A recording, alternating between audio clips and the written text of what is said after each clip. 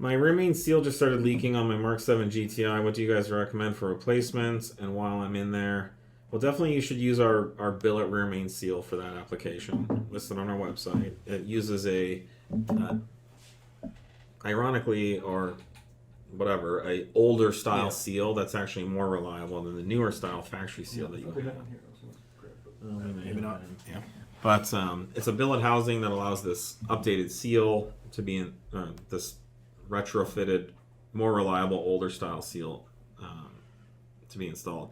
While you're in there, if your car is a manual, you definitely want to consider doing clutch and flywheel work. I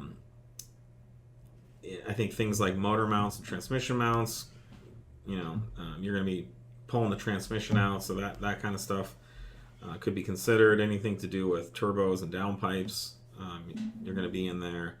And then things like dog bone mounts, your subframe is probably going to have to drop for all that.